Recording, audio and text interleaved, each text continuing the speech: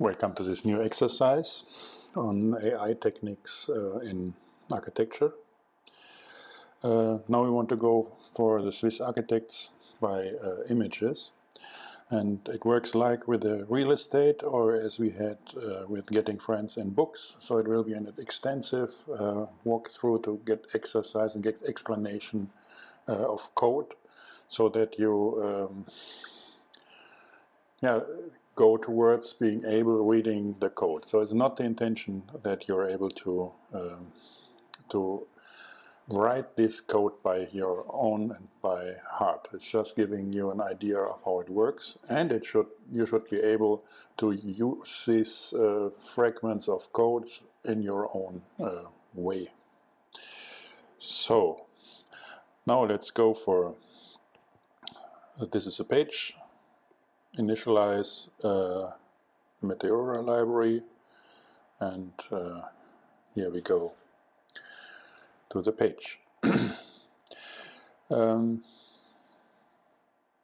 It's very important that you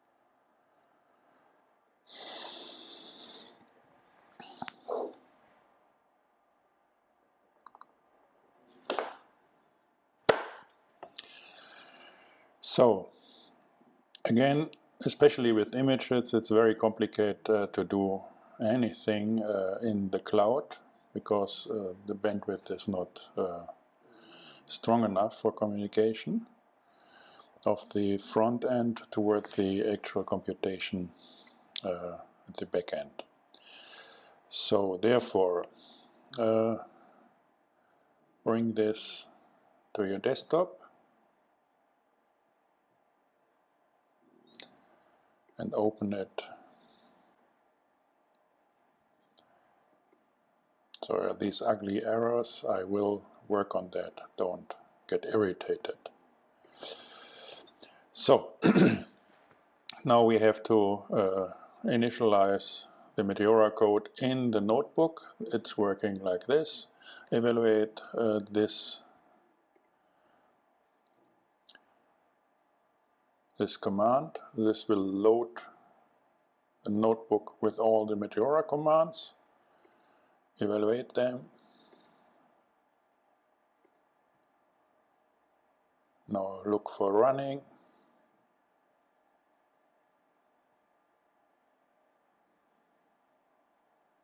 Done. Close. You do not need to save it, and so on. Good. Now we are ready. That's the same as on the web. Now we can forget the web. So we had this self-organizing map, and go to this. If you don't know it, go to this short, that's a 30-minute tutorial how this works, because we will use that. This is the code for it. We need that in this environment. So this is code we need to evaluate. So go and start the code of this notebook. Good. Then A. It's always, I told you, if you go with AI, you have three levels. First is how to get data. This is called parsing. If you get then you have to curate them and bring them in a proper format you can use. Then there's this actual AI, which is a very small part in your work, and then you have nice interfaces. This is what we don't do extensively in our tutorials. So, but the first two are this chapter go for the data set, run AI. Good.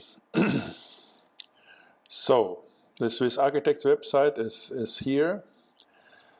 We can look it up.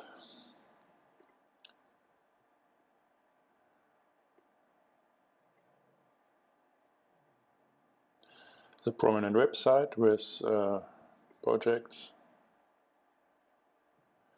And each project looks like this, had a lot of pictures, and we want to take these pictures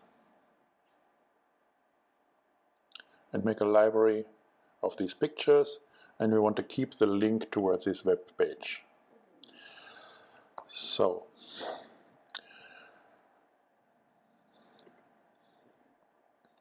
there are, if we have that, there are 206 of these pages here. These are the projects of a page. And there are 208 now, 208 pages like these. And they called in the web, to access them, you see this here, then you have projects, preserve 100, page 6. So if we go here to page 100, then we are on page 100. And you see that on the bottom, it's page 100 of 208. So this is how it works. This is to show the progress of importing. N pages of 20, so we can say here 206 or 208, so it would be like that. And then we have all the projects. This is, as go for details in the last tutorial about the real estate, then you can understand. So we import this page with these numbers as an XML object, so it's the same. The projects are so we parse with cases. These are the elements. href, that's the key, and put that. So take this key, get this here, the A, and we take, this is on all the pages. So let's go for N3, so which goes from range 1 to 3. Look what happens.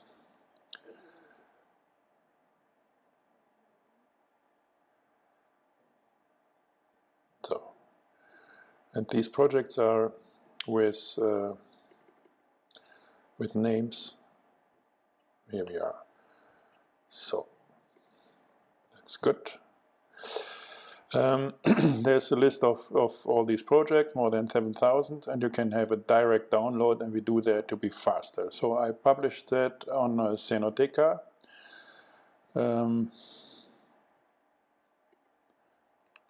You need password, and there's a guest password. You can look it up in our class.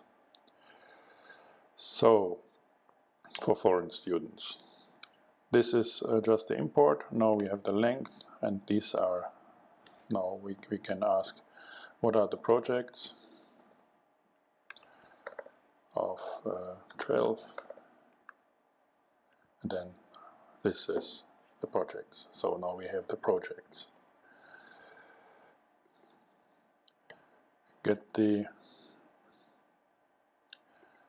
images, it's the same. So there's a shortcut here with 2b shortcut, load all the images from October. So I shortly discuss this path here, ask for the directory. So we need, because it's heavy and so each picture is always a megabyte, so towards a megabyte, and this is on the and there are 30,000, and you can calculate this is 40 gigabytes, so something. Therefore, we keep the images on the server, so we keep it at Swiss Architects on their server. but you want to have a thumb, to work with a thumb image, so a very small one. And this thumb image in principle should go to a database, but now we're putting it to our local file system. So now, and this asks for a local file system where you want to put it. So, and let's go here for desktop. No, we make a new one. Swiss Architects.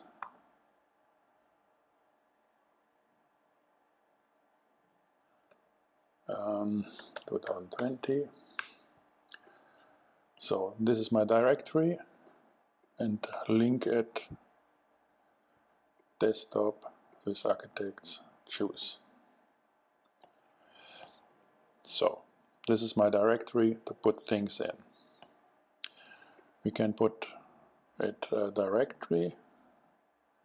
So if you have that, take it, put it here as a shortcut. And then you don't need the dialog if you don't change it, if you want to take it further. So this is a function to get the project images URLs.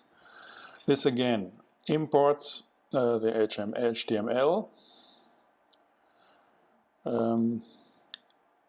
This is, for example, you can go here, object HTML. So if we have project, make a test notebook here. So projects, this variable here, this comes from project. So project, we have the projects of 500, for example. It's here. So then we say project equals is assigned to this name. So then we get this is string join with this name to this website. This is a website. If you want to have a URL, and then make this, then you have a URL, and this is project number 500. Okay, yeah, good. So this is, and we import it as text for HTML. Then there is a string case, so we go there and look for images projects, and then we have a variable here. There's a key. All this is discussed in the last exercise, and we have then the source. So, or we can just check it. This is how to start to read these kind of code. So now this is the HTML image URLs. Take this off to see the result. Project is known, so we have the project here is known. Text object HTML is blue, but it will be defined here. Shortest, everything is so source is a local variable. This is green, so it's fine. It's defined here and used here. And here we are. And you see these are the image URLs. Good. So in a raw format, this is what we get with these simple key. Okay.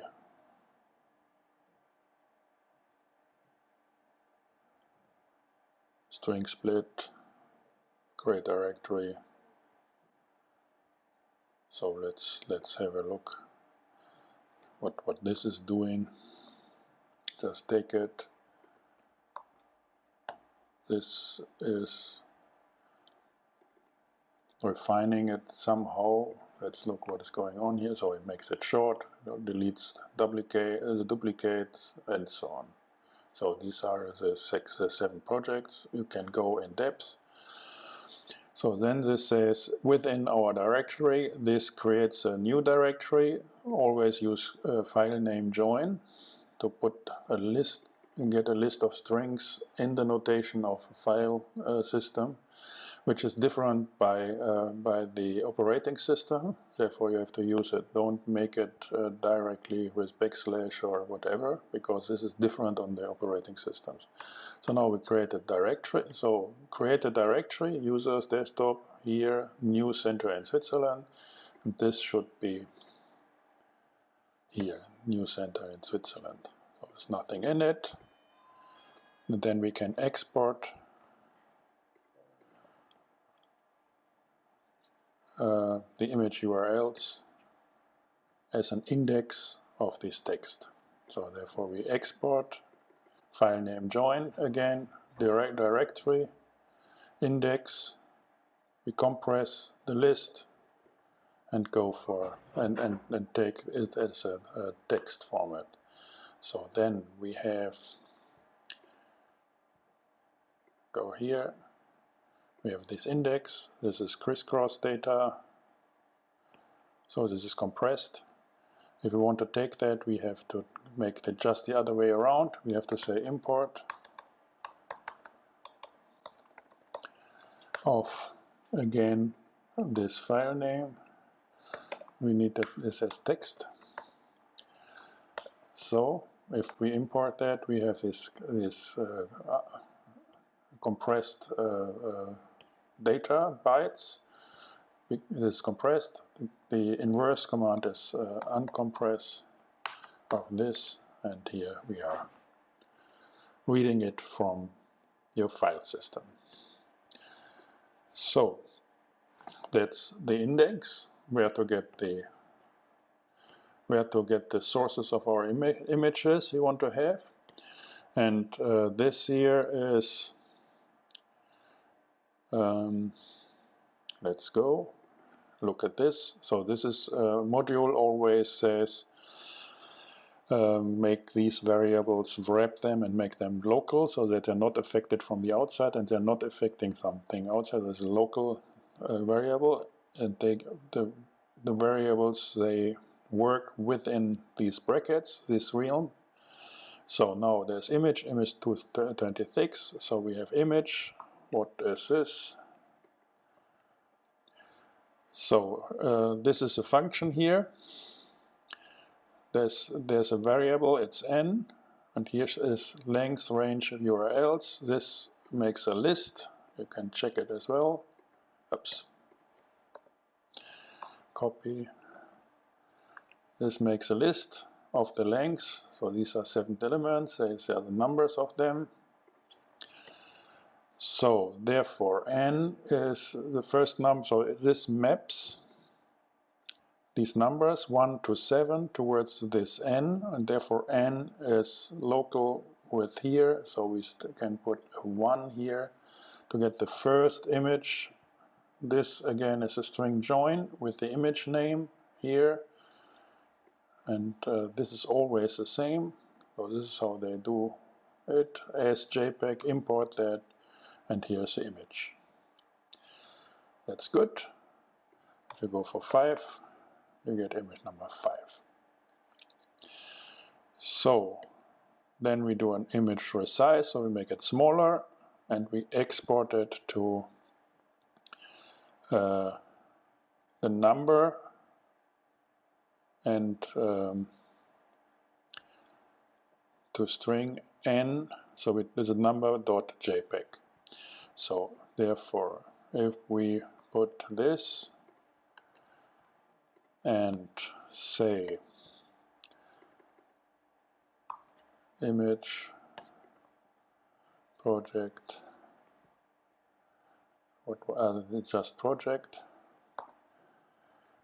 So if we do that, then he's saying this is already exists, so we don't want that. So go and make that gone, and here we are with a new directory with 7 images and an index where these images are, where the source of these images is. So we should do that with with the 7,000 projects and SwissArchitects.com. So this is how it is done. You see the status. So this is you can go here. So none of the project is imported. Then we put the status to length. So this is a command. Go here and projects of n. Here we. So this, for example, now goes for the second project, but this should be the range of length. No, this should be of length of projects. So this should be a list of 7,000 numbers counting up. And then you import all of them, or you can have specific ones. You say one just want to have the 100 and 101, and then you see now it is 100, now it's 101. You see how this is working here, and these are the images. If you don't want to see the result here, it's a super long list, make a semicolon. So this is how it works. If you have that, then you ask here how many projects are there now. It's 3. File names. Look it up in the documentation. What it is, how it is used. You have a certain directory. This is a joker, whatever the name is, within the directory swiss.architects.com, Swiss Architects, their home, within this directory. One level down in the this is the length. I get 1- because on Macintosh there's a hidden file which would be counted then. So, in principle, you should ask whether this is a directory and then count it and filter all the other stuff out. So, this is a little dirty and fast. So, this takes 6 to 8 hours. So, if they have a problem on the way, then do this.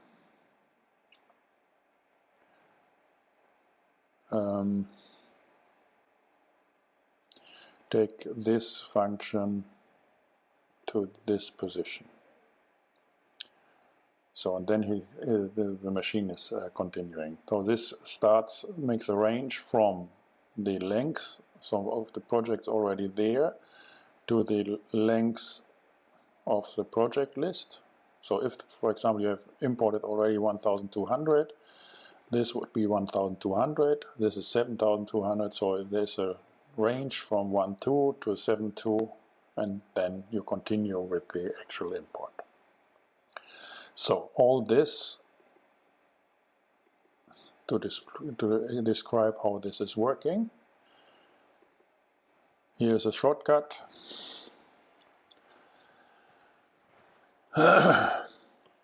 Copy the file from Cenoteca. So all these pictures are at Cenoteca. Copy them to a directory you choose, and then you are there. So this is a command to do. This gives a system dialog where to copy that. For example, here, and then say choose, and it's there. Make a point, so it's aborted. So this is it's very long, 700 megabytes, so it will take too long. I have the local directory. So if you did it, now my download is here. It's here, desktop, and here's my data. I put it here, choose. This is my directory. It should look like this. Go here,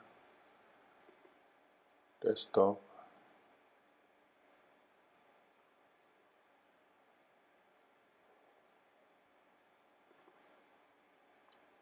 So these are 7,000 projects.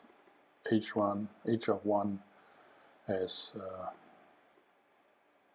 these thumbnails and an index, and we will discuss this abstraction later. So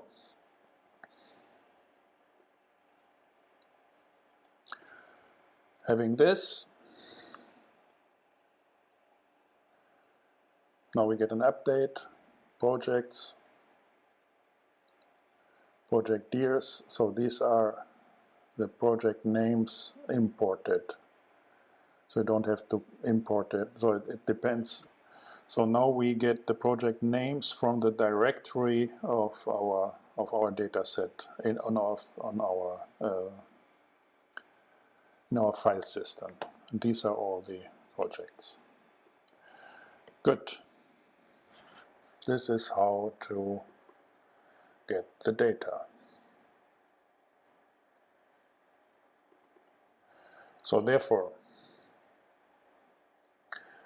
if you want to start, go here, and then you have it. This is what you have to do to start. If you're interested, and if you want to learn it, if you want, for example, the zine, it would be the same process. Scanning all the projects, getting the URLs of all the images, make your file system organized like that, and start parsing. Would be the same. So if you're interested, this is a kind of recipe how to do these things. So if you just want to work, copy it, and you have a ready-made setup. Good. So the list. This is how to get the data. If you have loaded this, here you get all the lists needed. These are functions to get the projects. Now let's the projects here.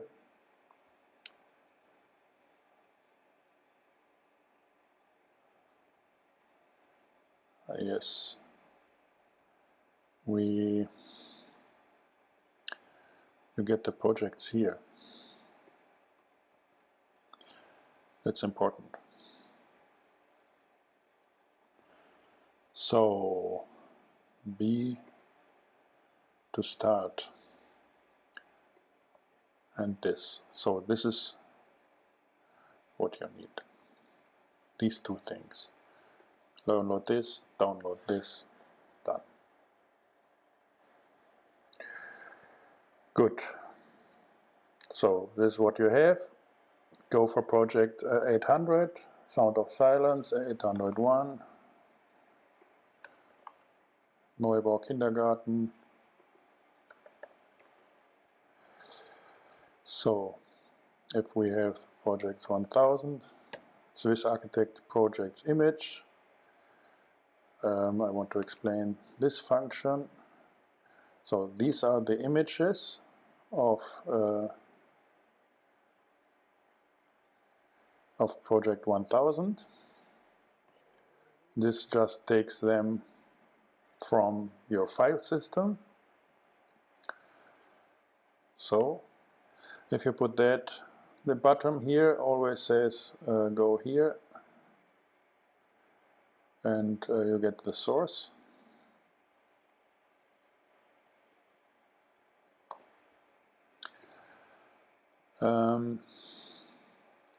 If you say thumb, then this is out, but then you can copy and paste the images. So, and then you can work with the images. So if you want to have the button, then it's active. Image size, you can say it should be smaller. Another project. Good. Yeah, so it's quite fast, and it's enough if you are around 100,000, 200,000 images. I think then you can do it like this easily.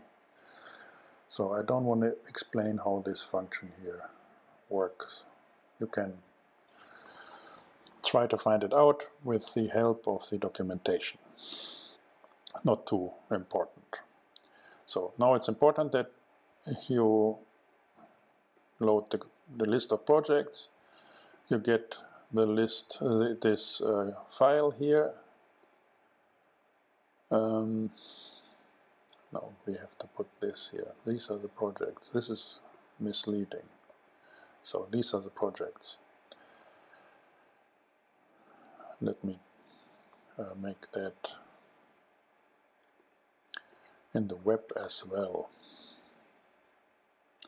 so that there's no misunderstanding. 3, got this here. Good. So now we have everything. So we have the data. We curated the data. Now we have a certain structure. Now this is you can't put that to memory because it's too big. So if you have a few 100,000 of these pictures, this would be easily towards 100, 200 gigabytes to terabytes, no problem.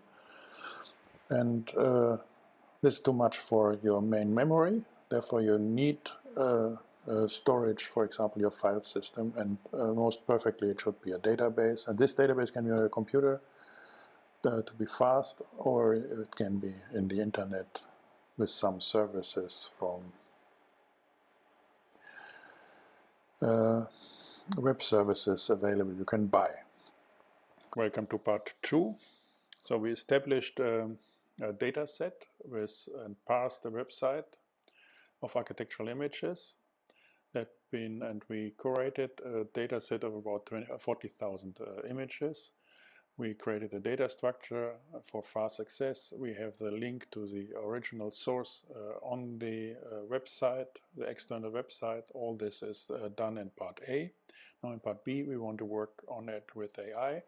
And with a set of 40,000 images, we get reasonable results.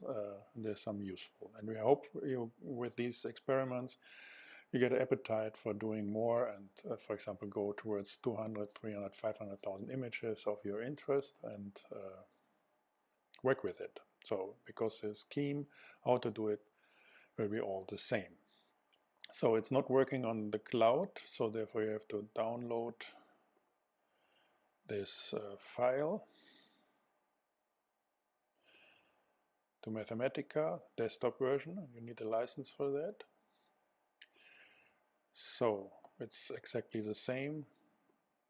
These errors here, I have to fix that. Will take some time. So we have to go here and initialize the Meteora functionality. Yes. This opens this library of all the functions needed for Meteora. You have to evaluate that.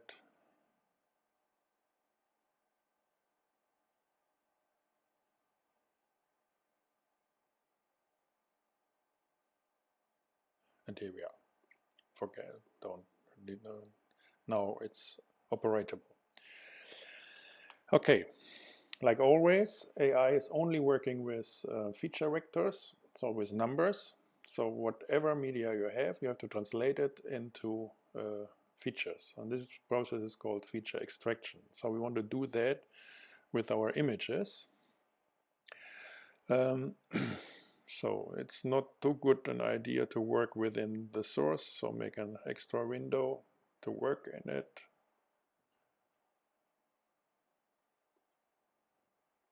So this is the first, we have to load the commands, so we can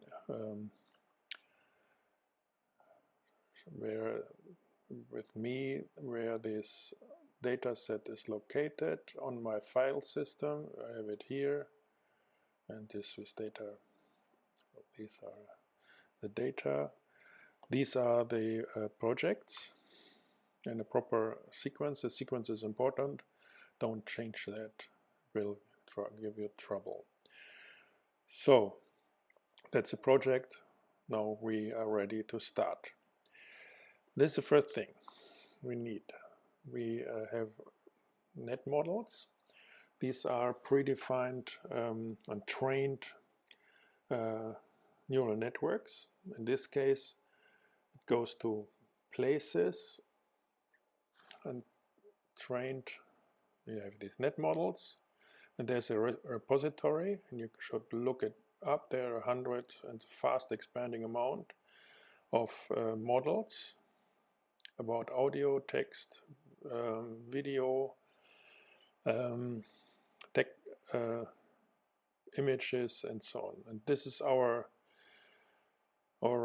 net model we want to use for our feature extraction of the pictures. So this is a data set of 1.8 million images with 365 scenes, and you see it's a very complex setup of layers. And by the way, you can use this model, empty it from this set, and retrain it with your own images and your own categories. So this might be interesting, so that you have your architectural library of pictures. Then you say what you are interested in categories, and then you can train this empty network towards your set of data and to your categories. So it's getting a personal one. So in this case here, you see this net model applied on a picture gives you here a set of locations with a certain probability. So this is what we want to do. Look the others up. Interesting. They all work the same. And you even can import neural networks from research with other languages and so on. There's an exchange format for neural networks, and this I didn't work a lot with that, but it should work with a reasonable amount of effort that you can work with any published neural network. So that's it. This one here, you can load it. It's here. I assigned it to the symbol nm scene. Now we had project number 800, for example. This was Sounds of Silence. We have the first image of that and put that to image size 128. And this is from our file system at this location, this image. Go for 1000, and you have another one. So if we want to, this is the net model we chose. This is how to get an image. And now we simply have to say nm scene of this, and then we say nm scene of this, and then we get it's a chalet. If we go for 800, it's an ice shelf. So to make it with the probabilities and get the 5 most probable locations, just take this option, and then you see it's a hotel room, a hospital room, a bedroom, dorm room, operation room. Okay.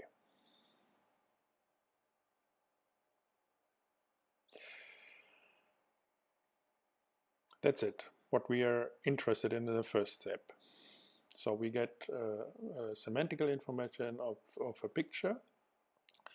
It's not so important whether this is absolutely correct and so on. We will see that it's helpful the moment you have a huge amount of data. So this function here creates the feature extraction, does all these things for all our projects. So let's copy this, check. So we have projects 1 to 3, for example, so the first 3 projects, and then we go within them. We have the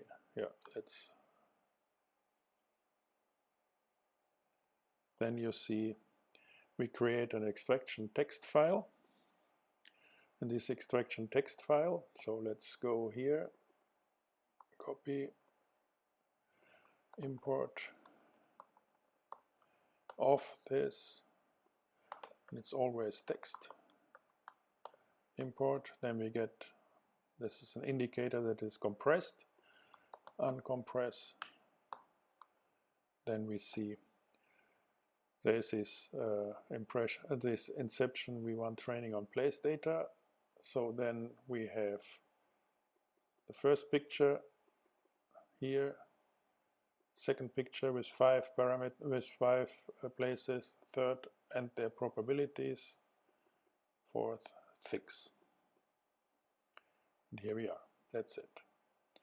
So do it with all them if you like. This takes multiple hours because there are 40,000 of these pictures, but you should do it overnight or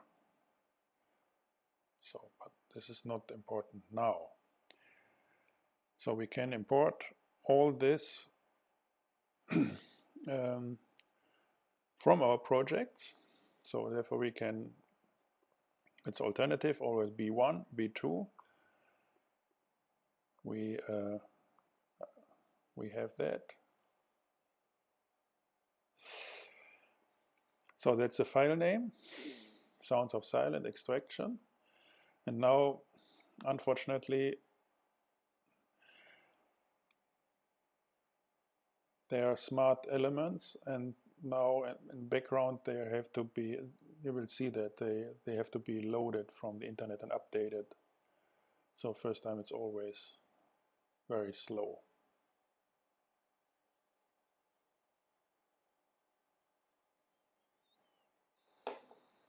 Now here we are. Yeah, this stuff needs time to get installed. So this is the inception we have. These are other feature extractors we will use later for other proposals. So this is the semantical stuff we had. So so this here imports all the extraction files, uncompressed for projects 1 to -1. That means all the projects. We apply that to an uncompressed. So this is exactly this function. We apply that, and that's a data set. Clean that, and so on. That's C1. It's not too exciting. This is better. This is all this data set compressed on Xenoteca, and that's fast. So now we can import that.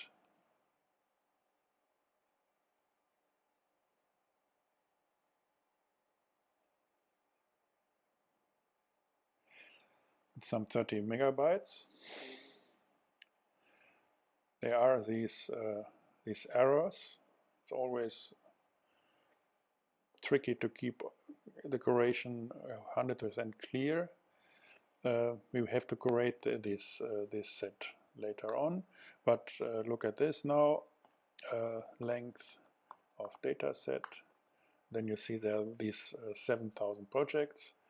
If we have data set of 800, then we get this list. And this is an association, so we can ask here for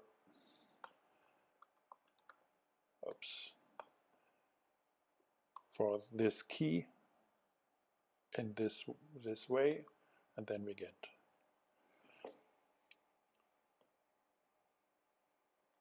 the categories, the probability for the list of pictures within project number 800. So this is how to access that. So this is a fast way, and we will focus on that. So you see, it's a little tricky to set up a kind of data structure that all this keeps in proper place, and to use an AI to get a description of the categories of, for example, the places an image shows. It's just this command, load the neural network and use it. And the rest is management of data. So therefore we can ask for another net model. What we did, we did 3 of them. I already did and prepared that. So if you want to have another one, just do it like this, load another one, and done. You get other results. Good. That's it. So if you want to start a chapter, always evaluate all zeros, and always, if you want to be fast, go to the last one, because this is an alternative to the explanation, a step-by-step explanation here. This is how to make it fast. So this is how you get new features to the whole set of images. Good. Now, search images by keywords. Now we simply do the whole setup again. So if you want to start from scratch, this is what you have to do. Again, go for your directory. In principle, it's there, but I just want to make it bulletproof. So it's here. Then you get the list of projects. Then you load the data set.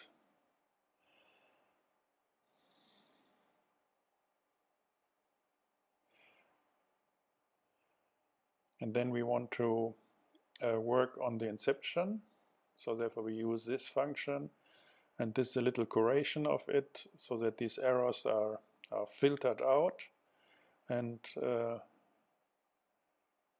we select it here. You can use it. If you want to have another one, just replace it with the other. And then this is the data set.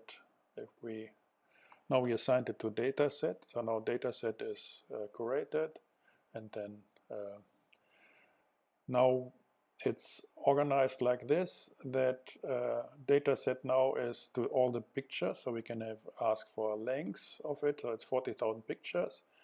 Data set of 800 now is project number 131, image 8, and these are the categories with their probability. So this is how it works, and we can start.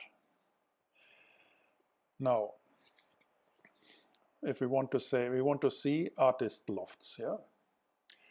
So we have these 365 different categories, and we want to get images and sample images of these images.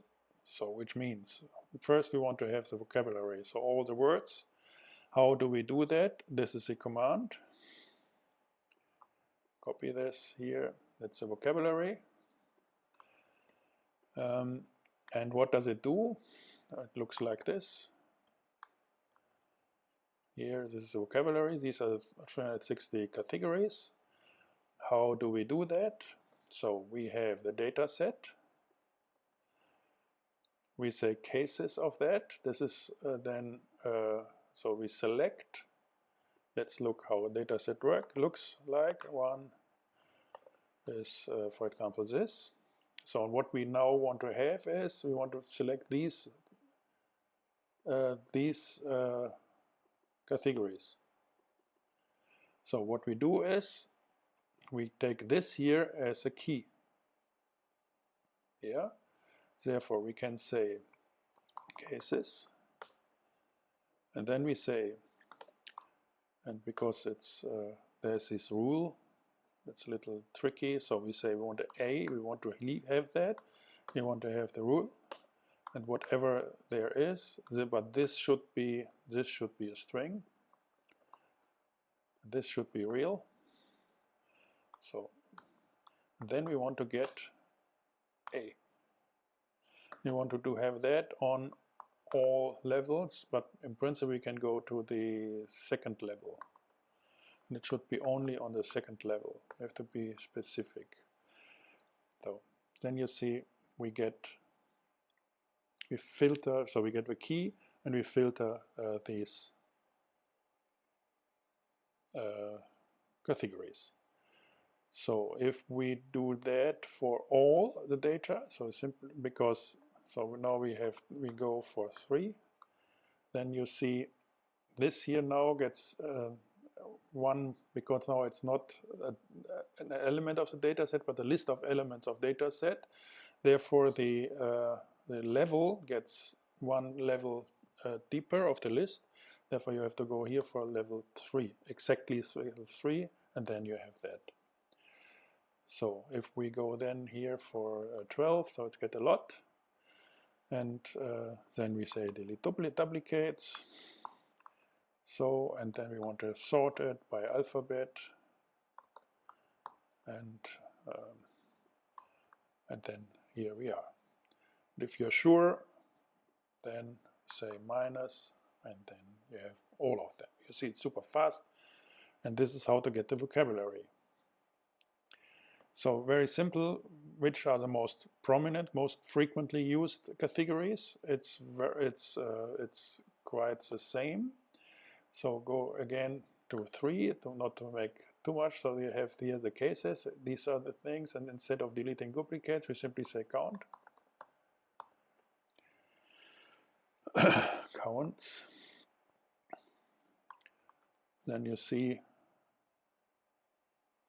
the counts, how often they are there.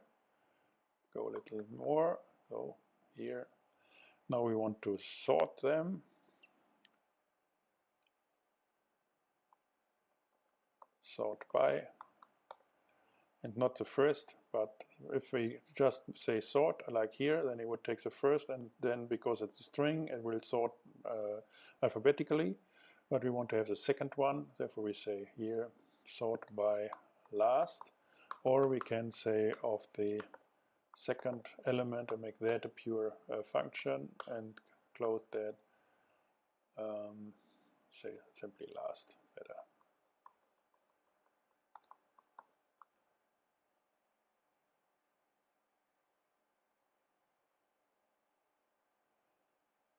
Yeah. I don't know why this is here. Okay, so but it doesn't matter. So reverse, maybe normal. Here we are. So the problem is normal was an error. So sort by, then we are here, and that's it. To get the frequencies, now if you're safe, make it with the whole thing, and here you see a lot of artist lofts in Switzerland, water, and very few waves. Nourishing homes, very few of them. Good, these are the frequencies. Good to get an idea of what's going on there. So create a selection menu of these keywords. If you make an error, you just want to get these things. Now I show you.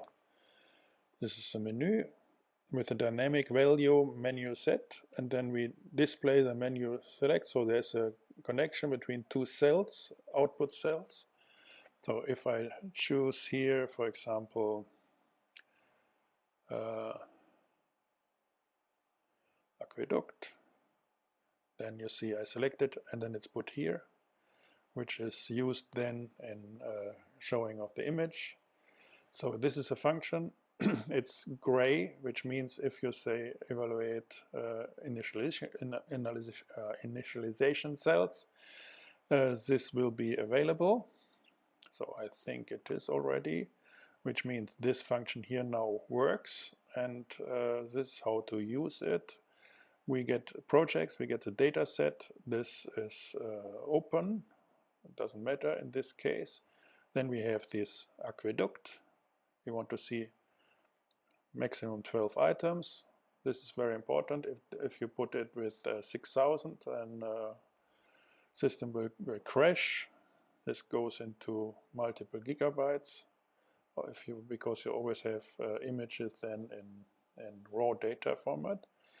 You want to see it at bottom. I will show you later what it means. Image size, and here we get the aqueducts, and you see it's quite nice and it works. So what I did is this aqueduct, there's a random selection according to these probabilities. So that's important, and it's I put that at the bottom. So if I go here, it opens the reference with Swiss architects. Then you go here and find the corresponding image. If you go to thumb, you don't have that. Then you can use this image for working with it as an image for further searches and so on. So if you want to have it interactive here, if you want to play with the content for further programming, put it to thumb. So if we now go to assembly line and search, then you see assembly lines. Things like that. Not too bad to use it. Okay, let's look how it works. So we see this function here has 1, 2 parameters and then some options, and this corresponds to the definition of this function 1, 2, and then the options defined here with options with their default values here. So then we see that projects from the global environment is assigned to the local variable projects, data set to the local, PV, FE, DR is not defined. Then menu select goes to scenery, and then we have these option values which are different from them here. So therefore, now, first step, this is what is assigned to this symbol with this key, with these keys. Now we have module. This always defines local variables, these 3. First local variable is defined by this. Let's copy and look what happens. Dataset was the same, so we don't have to change that. Menu select goes to scenery. Therefore we go for scenery.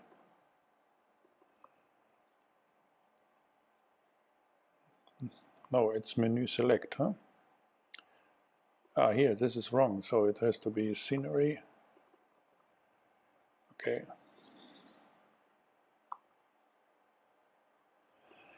Just change it in the here.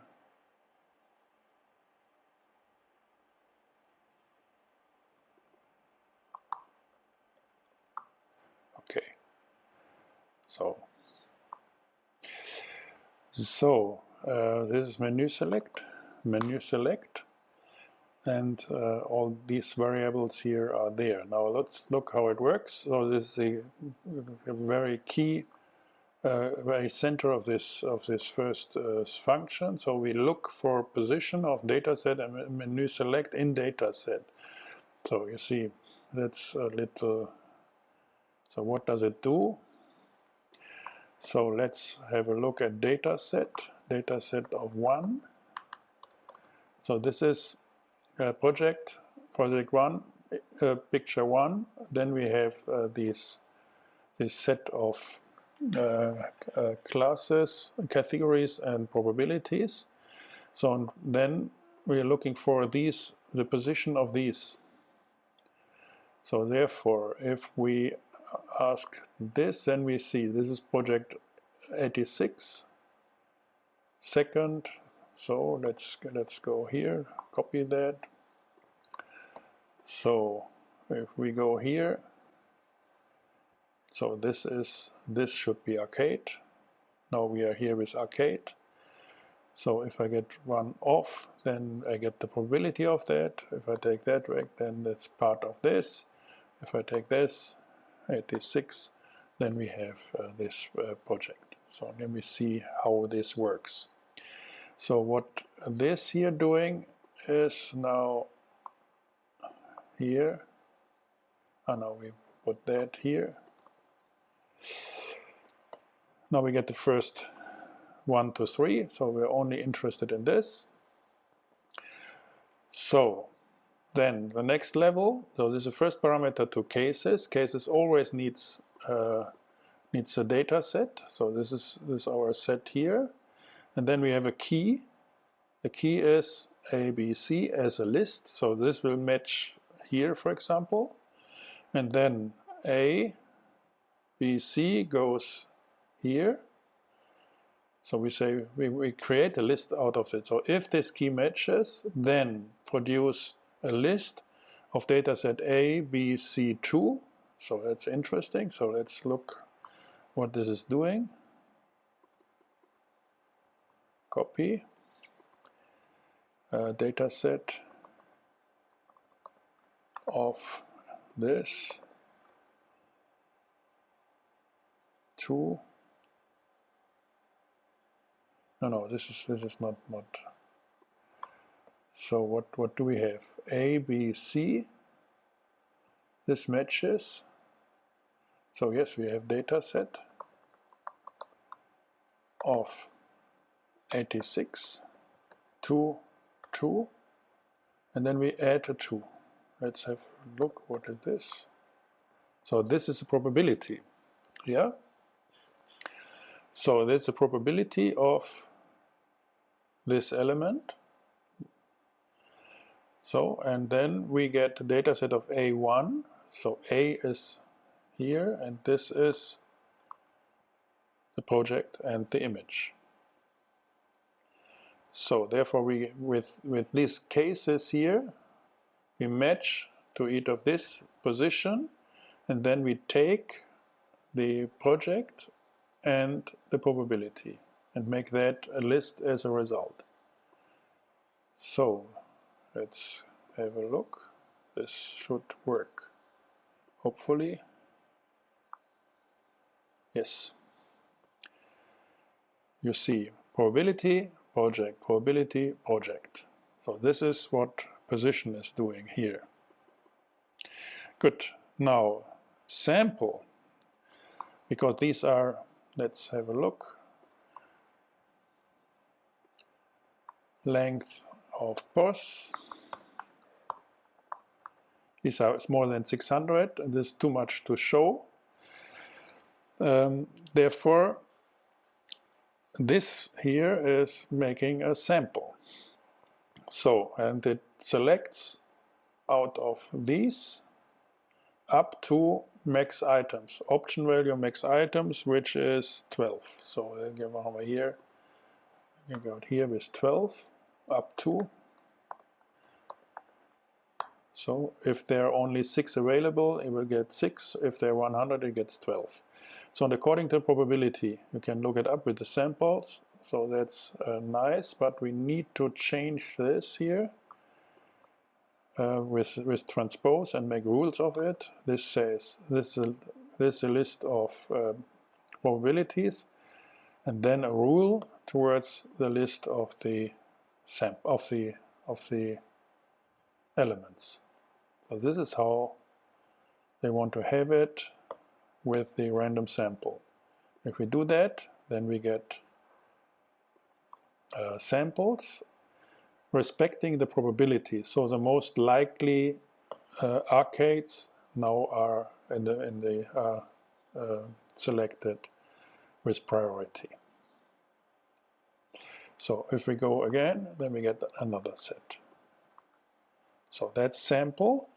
And then we go here for this architect project image. So we simply say, do for each sample, take the project and the image and show that with mode as the thumb and image size, and show that.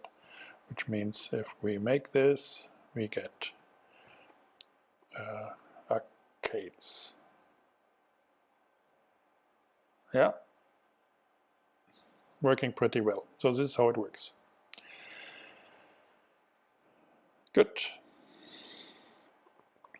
Next chapter. Another way kind of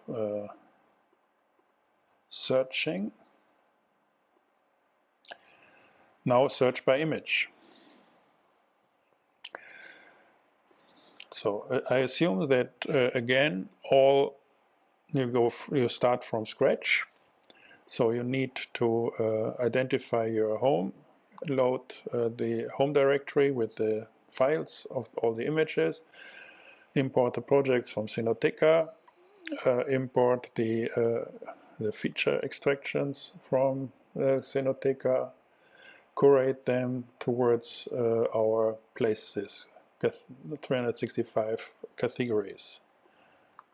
So this is to initialize it. So the same story. Now we use AI. So we don't go for the keywords. We use AI now for to create an image sentence. So this is what we do. So we want to take. So let's image sentences of 1. So we make a sentence with all the words, and they are from data set 1. You see just the words, and we collect them. How to do that? We go here oops, now we can go for 1, 2, 3. Then we select. That's very, very powerful as well. So we go from 1 to 3. We get the first 3, and then we say we want to have the second of all these 3. We want to have the second one. So then for all of them, we want to have the first one, all of them, the first one, and then we are here. So that's this one. We apply that to string riffle. So we take this element. So this is we map, and this is a pure function. Then we riffle. So we take this porch, and then we riffle it with the comma, with the next, and so on. Which means let's show just to get its exercise in. So take the string, then here we are. Take it with 3, adjust to 1. Then it's porch, comma, interior, comma, no, this. And if we make string join to this, then we get a sentence of categories. So this is how this works. Next step.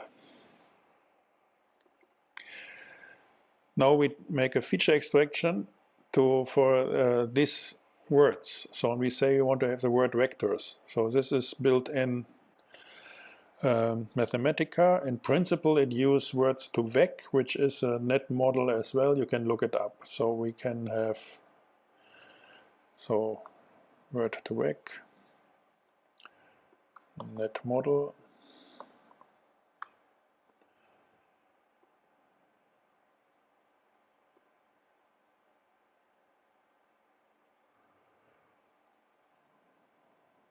Find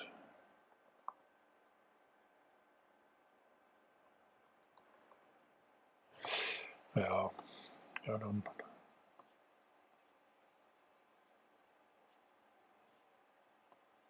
find Wikipedia.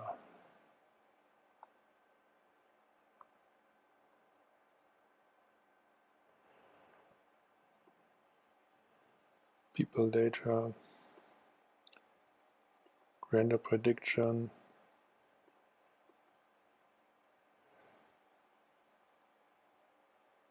Here, the distal bird, for example. This is new again.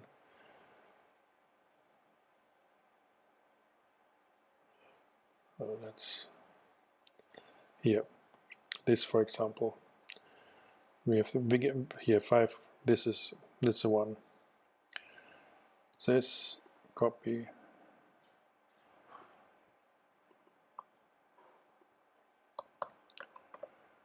Go there, load it, and then nm1 of hello.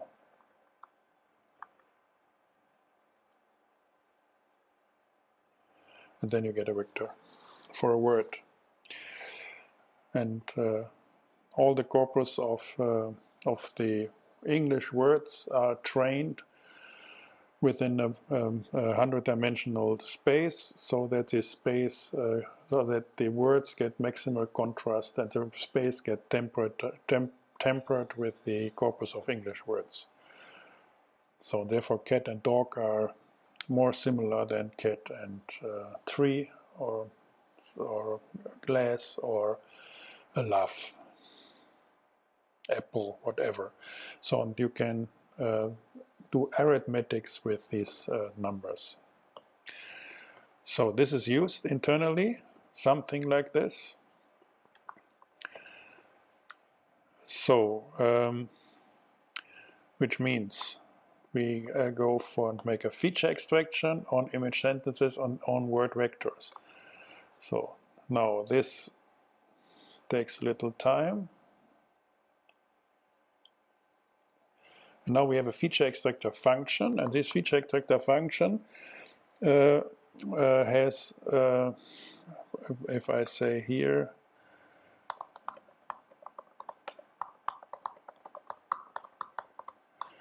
so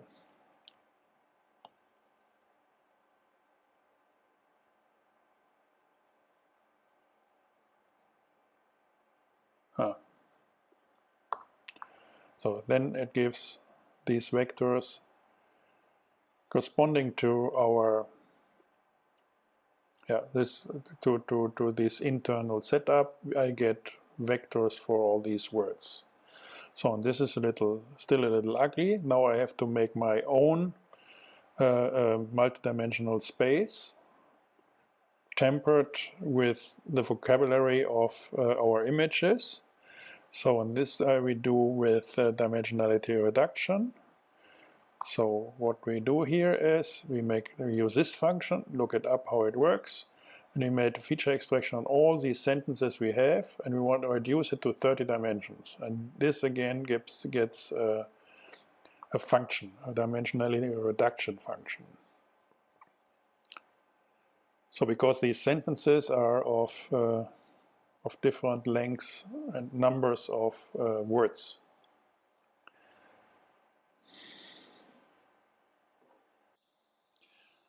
So this took several minutes, but now we have a function which tempers a 30-dimensional space towards the sentences towards the vocabulary and the sentences of our set of images. So we can use this function now to get a point whatever we write. So it's always like this. So we say dr of fe of it's about architecture and coding. So then we get a fast vector tempered in a space, tempered by all the examples we had. So which is very convenient. So just these steps to do it, and we do it with in principle with all AI. So whatever media you have, put it like this and make numbers of it, and train and temper a space of multiple dimensions. So then, for example, this here has not a huge difference to this. The Euclidean distance between these two is not very large, should not be. So this function here now says we want to have all the vectors of our projects.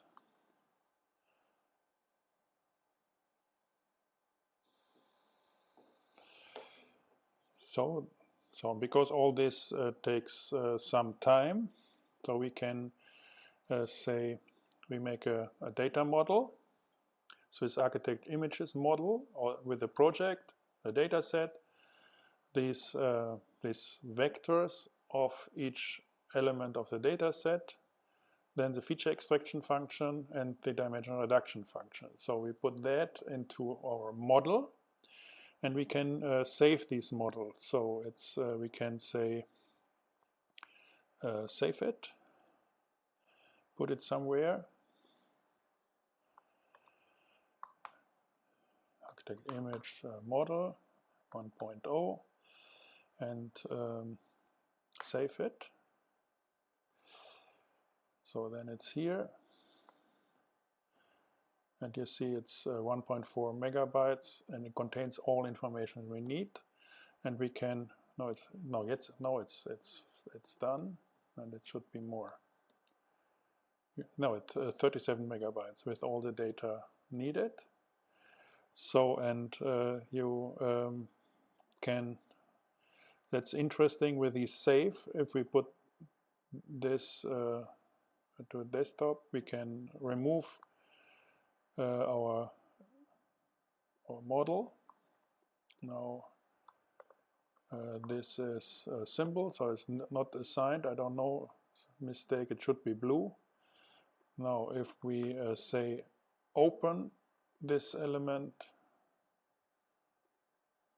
then it's there again. Now it's loading the 37 megabytes, and it's there, and the symbols directly are assigned. So now it's a list, and now and all these project data set and so on is defined anew. So this is a fast way to do that. So this is how to create a model by your own, which can be reused, and in this case here, load it from Synoteca. It's a fast way to do it.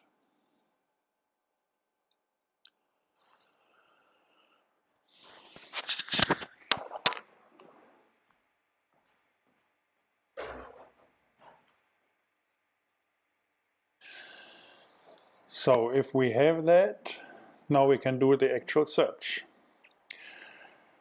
This again is a function like this.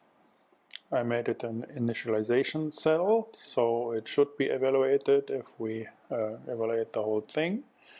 Now let's look how it works. We take any picture, for example this, and apply. We take this model.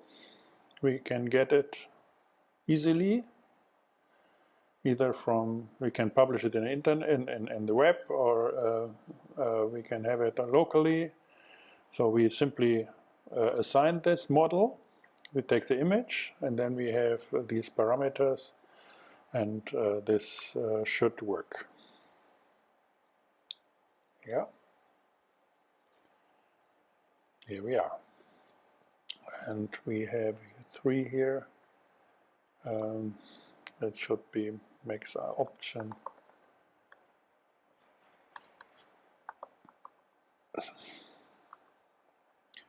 Of max items should be here. Copy.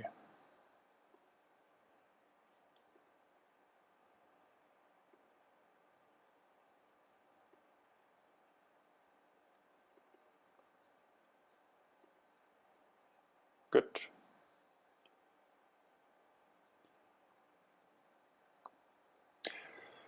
Good. So therefore now there will be 12. I have to evaluate that again. And now there will be 12. Nice. Another 12. There's no random. Yeah, okay. Yeah, these are nearest. So now how is it done? Again, we have the projects, we have the data set.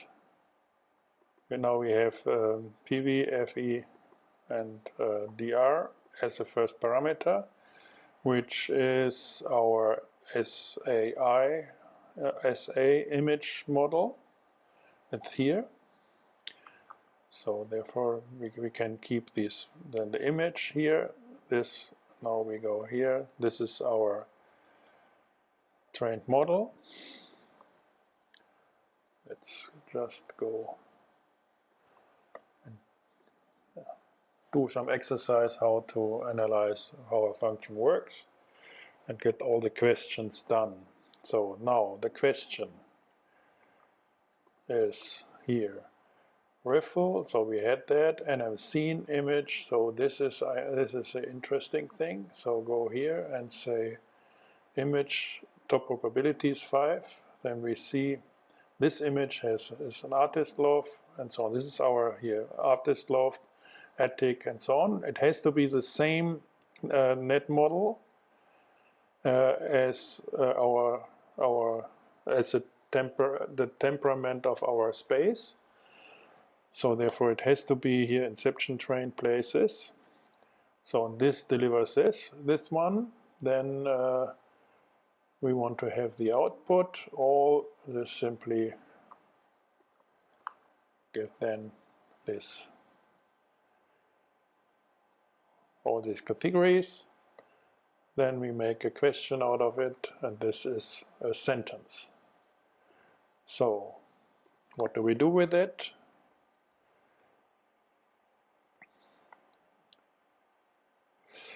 We have here boss, copy. Now, all this is relatively straightforward. Now go to the inner thing. This is nearest here. Copy, then take it out.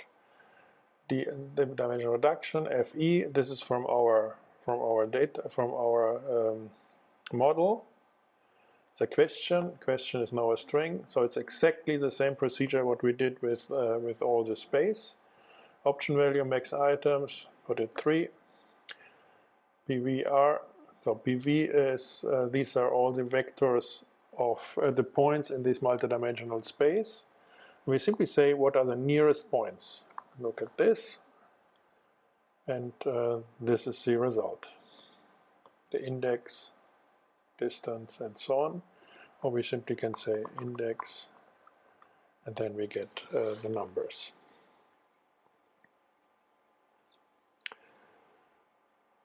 Good. So this here is the question. Nearest works, it's a Euclidean, there can be other distances as an option, but default it's a Euclidean distance. So this PV had been all our images and their vectors, so it's like this. Now, for example, we can go and say, make the points 3D is dimension reduce of this, not reduction, reduce it to 3 dimension. Then we get PTS 3D of 1. Then we get the first. So then instead of 30 dimensions, we have 3 dimensions. So now we can say graphics 3D of, and then simply say point of PTS 3D, and then we get the 40,000 points in our space, projected in a 3-dimensional space.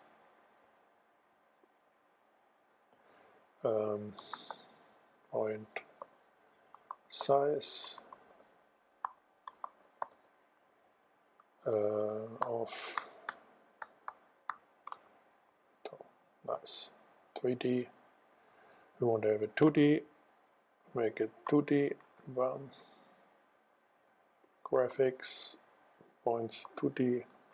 Then we are here. So these are our images. So the only thing what I'm doing is, if I have a question on any image, I can ask what is a point, and then I look for the nearest point. So that's it. Yeah, the nearest 12 or something points, and that's it. Get this result as images, and then we are there. So therefore, if we have this image, go here, and we again have thumbs and bottoms, and here we are. And we can take any kind of image.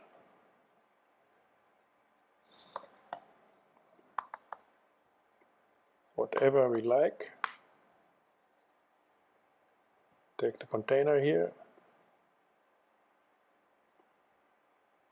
Come on.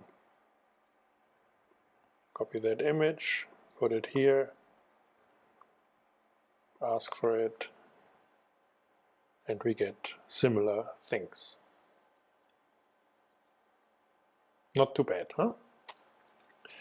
So that's a semantic search by images. Good. Next chapter.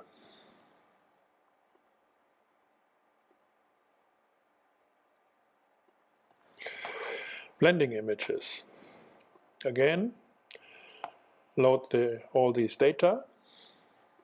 We have it already. Get this scene. We have it already. Now we have 2 pictures. So it's kind of interpolation between rainbow, between red and blue. So this is blending colors. So therefore now we ask, we have image 1, image 2. We got FE DRBV from our SAI image model to make that specific. Now we ask for the question 1, question 2, as we discussed with the top probabilities, and the scene, get them, put them to the dimensionality reduction, feature extraction of question 1, and so on, and then we get 2 vectors. So it's point here, a point here. So now there we can interpolate. We want to have in 12 steps in between. So this one, look what it is, VL. So these are interpolating points. This is a nice function, I like it. You can go here, subdivide 1 to 12 in steps of 5. Then it goes from 1 to 12 in 5 steps. And so we do it here with 12 in this multidimensional space. Now we look for the nearest as discussed, but we do this with the interpolation points.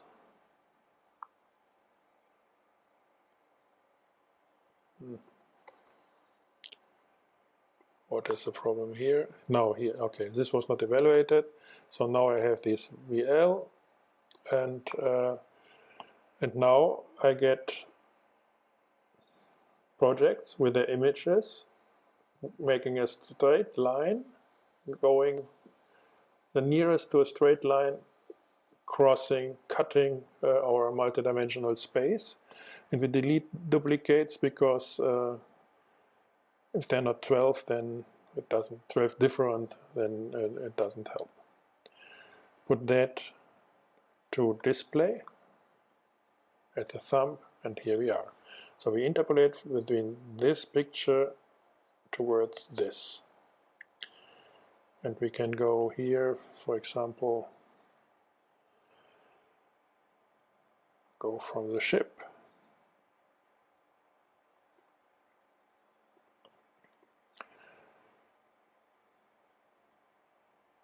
We have here a comprehensive function.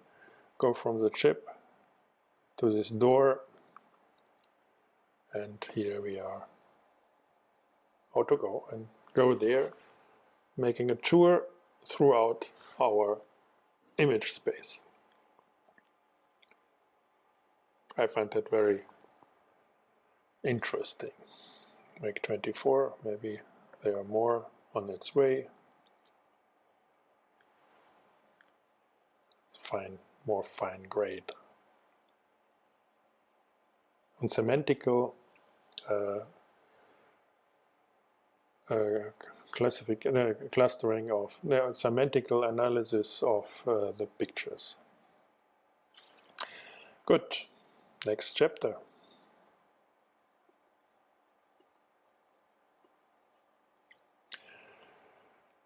Adding new features to a project. This is what, if you want to add a new feature extractor, load the data as they are, get the images, get a certain image of a project. In this case, for example, this is what I'm always using for to measure and compare the physical impression of an image. So I take this and then image is this.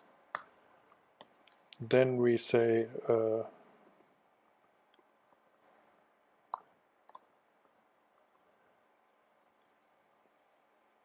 of images, so I need list. And then this is working like this. So what it's doing is it puts the image, so it's on the visual similarity on the of our eyes. So it takes into account colors, and it takes into account granularities and proportion and position of things on the screen. And this is done. First, the color is with a physiological color scheme, HSB, which is working much better than RGB because that's the physical color space, and the physical color space has, in parts, has, for example, if you're very dark or very blue, then you need a lot of difference in the color space to make a difference for your eyes. Then others' eyes are super sensible. And with HSB, this is that the change of values corresponds to the difference in perception. So therefore it's important to go to HSB, this is with this color convert. Then we go to all these, so to hue, saturation and brightness. Hue, saturation and brightness, we separate that, get this data, and then we do to go for the frequencies and repetition to the proportions of things. We don't count the physical, we don't ask for the physical position in x, y of a pixel, but we ask for the frequency. So we go to the frequency domain, and we say it's, in this case, it's important that there's a kind of an important 3 rhythm here and 2 rhythm here, and we can do that with the frequency domain. So we measure the frequencies and not the positions of the pixel. So we go to topology and not to geometry to measure that. And this works it's very fast, it works pretty well, much better than the feature extractor used by Mathematica. So you can't use them with 40,000 pictures without waiting for days. This is fast and gives even better results for the purpose or what I'm using. So therefore, this feature extractor function do that with all the images, and then you have again a vector for each image. Then you can load the extraction file of each project, append this new this new feature with its values to each, save it, and and then import it for check.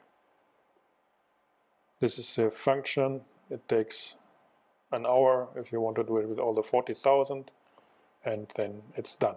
So, but it's already part of, so you can follow this line if you want to have another feature extractor. For example, use another net model of the Mathematica repository, and then this is a way how to do it, not complicate. To the last chapter, and we want to search by images by the visuals. We will follow on we will use my favorite method, which is not orthodox in AI, the self-organizing maps. I will show you that it works quite similar. You can look it up here. I introduced it. Now, we again can load the data, follow these steps. We did it. We did this. This is okay. This is okay. Here we need now this other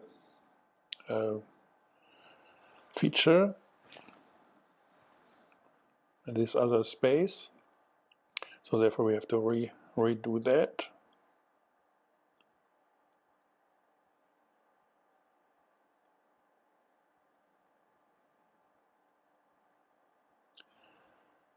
Load it, and then it looks like this. So now we have some 60-dimensional space characterizing the physiological differences, characteristics of the pictures available. So if we have initialized that, we need just the vectors. For a self-organizing map, we need vectors, and we can't have to get rid of this. So we always take from all the second, so which means just take the vector, it's here, and we check the length. It's here. I don't know why this doesn't get black. Error. So the map looks like this. We have the status. The map is here. The code is given here, and it is evaluated because it's marked as initialization cells. So don't forget that if you put it somewhere else. So therefore this function here is available. We make a screen of 16 by 16 with these 40,000 pictures and start training it. So this takes a few minutes and then it's done. This is pretty fast as an algorithm for this amount of images. If you make a feature extractor on images given with Mathematica default, then you will run for hours or days. And it's not working like as well as this simple Fourier on HSB.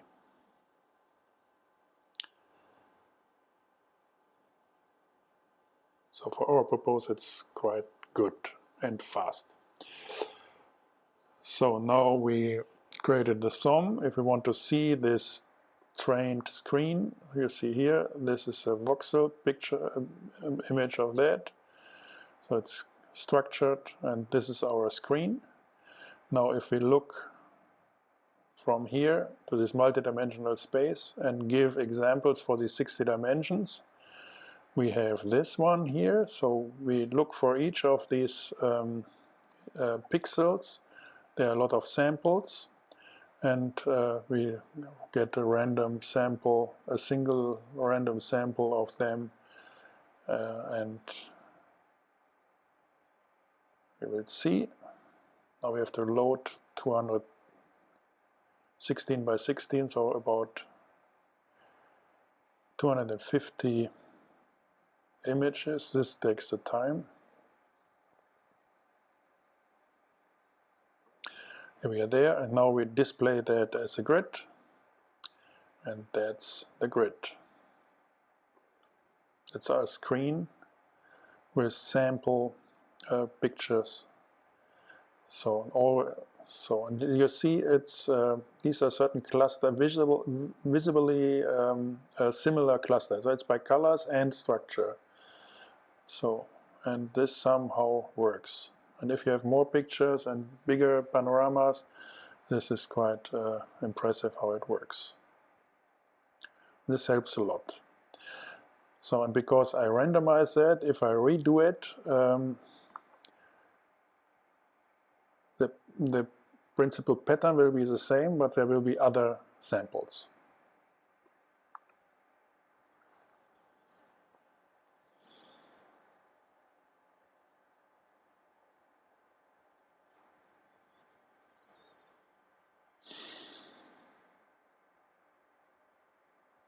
Here. Good. So if you want to play around with it, look for this tutorial and apply this function of this tutorial to this self-organizing map. That's it. So in our case now, we can get any kind of picture. This, for example, is from the zine. So, and get then, it's the same thing, this feature extraction. And then we using for the space here, for the screen. Then we ask our self-organizing map, what is your index? What is the best matching pixel? So where are your friends?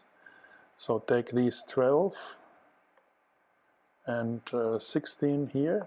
Then we can have the data set of this. We have the samples of this data set. Here the samples of, so these are all the friends of it. And that, so, and these are the pictures. And if you put this list to the data set here, this is here, put this list to the data set, then we get the projects and pictures. So therefore these are the samples. Get this. And if we render these samples as thumbs, you can have it as, so then in a certain size, and it looks like this.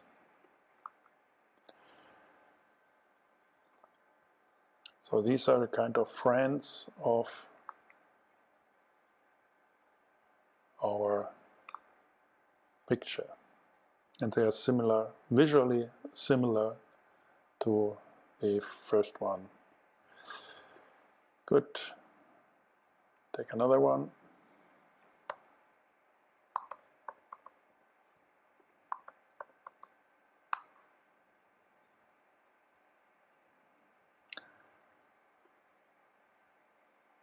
Copy image.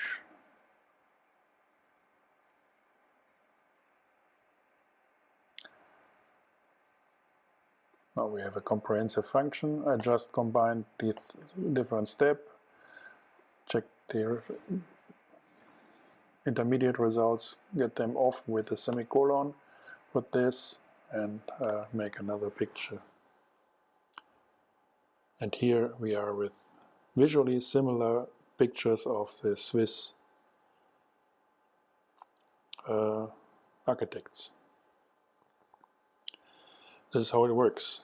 So now we are here with the pictures. We can copy and paste them, for example, to a search we discussed before with semantics, or in principle we can combine with these search algorithms, semantics and visual.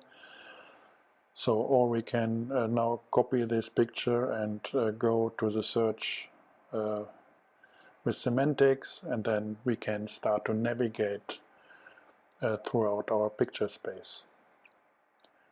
So that's in principle it. So we can go here and make it smaller or bigger.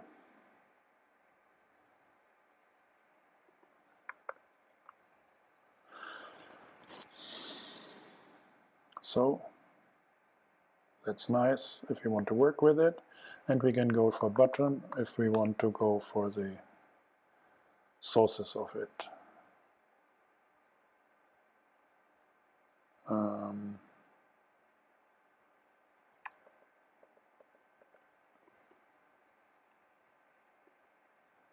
Yeah. Oh no, it's not working with. This is not working with buttons. Buttons you have to take. You have to take this one here. The grid is not working with the buttons and the screen. So then take this one and then you get the buttons. And here you are with the actual source.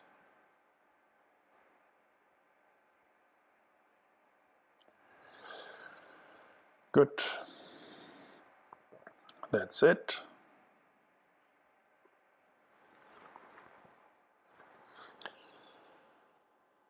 I hope you find it interesting and get an idea of how to do it and where the problems are with these tools.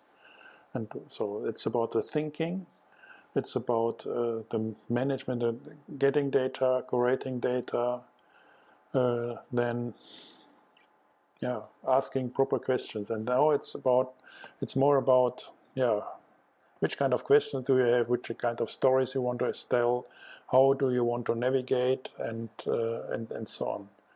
And you abstract with these tools from the amount of pictures. So now we do it with 40,000. It would be absolutely the same if you run with 400,000, 4 million. And if you're at the millions, we're doing it with our movies for our studio. Then we have 2.5 million pictures of more than 1,000 movies. And then it gets really interesting because you find things very complicated to find else. And you get another attitudes towards your mood board in architecture. So because this is more about the mood board than about, it's just an expanded mood board. So you get better ideas, you can get better storytellings, what you want to do, and can collect things and be connected globally to qualify your local design. Good. That's it. I hope you find it interesting and get ideas what to do with this. Thanks for watching.